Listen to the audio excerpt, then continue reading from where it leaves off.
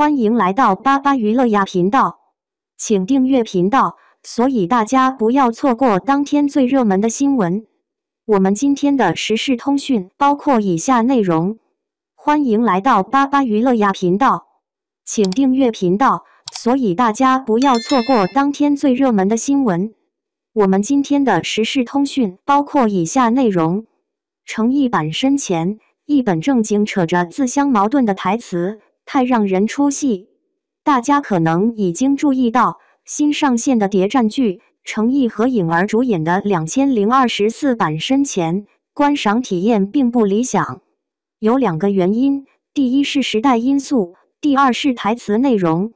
第一个原因是显而易见的，拍摄技术的进步更新速度极快，几乎每10年就会有一次重大的飞跃，例如90年代的作品在像素质量上明显无法满足现代的基本标准。这部作品是在2018年拍摄的，几乎被搁置了将近7年。尽管画质没有太大问题，但当时的拍摄风格在现在看来显得有些青涩，例如强行添加旁白解说，显得非常老套。第二个原因属于这部作品的明显缺陷，因为即使在较为落后的时代也会出现出色的作品，这与拍摄技术关系不大。台词的问题主要反映了编剧和导演的水平。一部杰出的作品，其对白往往经过精心打磨，能够引发观众的共鸣，成为作品的亮点。2024版生前最大的问题就在于其台词设计上的失误，用一句话评价就是严肃的在东拉西扯。你究竟是不是一个恶人？米医生在前往医院的路上遇到了正被当地恶势力白帮追击的云鸿深。米医生凭本能做出了配合，帮助云鸿深躲过了这次危机。事后，米医生有些畏惧地问道：“你不会是坏人吧？”云鸿严厉询问米医生，连他的身份都不清楚就贸然施救。不妨听听米医生接下来讲了些什么。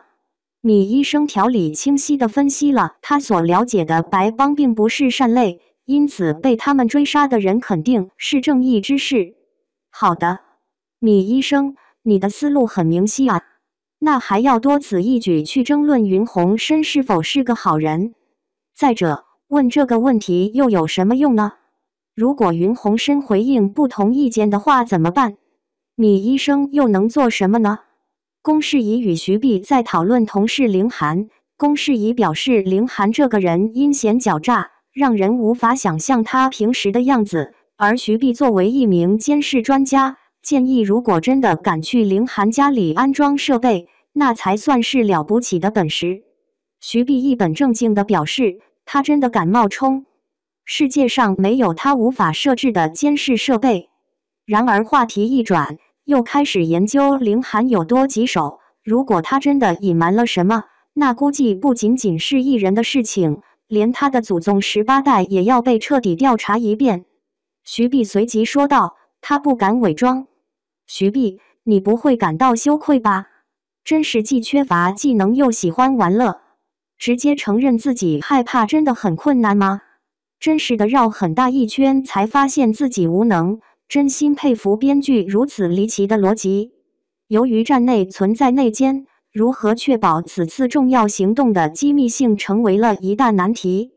文业明提出了一个双管齐下的计划，他希望柯敬平把那些有问题的人聚集在一起，避免他们单独行动，这样文业明就能获得关键的时间去完成任务。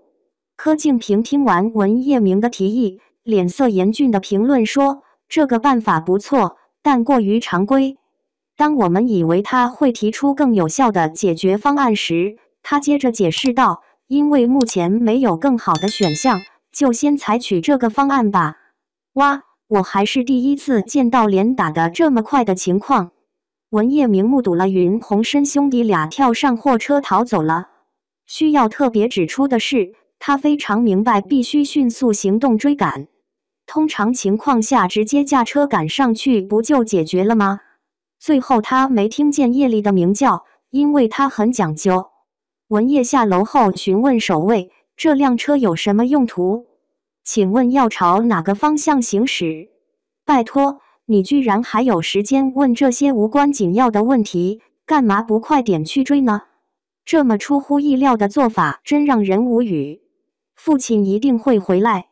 米医生收到了云红参两兄弟送来的糖果，似乎回忆起了什么事情。他向两兄弟询问，这些糖果是在哪里买的？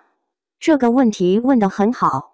不过这两位兄弟的回答倒是相当有趣。他们表示是在一家售卖糖果的商店购买的。这和没有回复有什么区别呢？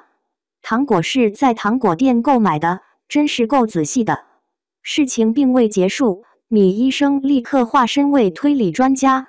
他推断，只要能够买到糖果，就说明商家能够进行补货，交通并没有被阻断，因此他的父亲肯定可以回来。可以帮你换一个说法吗？看起来似乎很合理，但也感觉有些地方不太对劲。这其中是否存在必然的关系呢？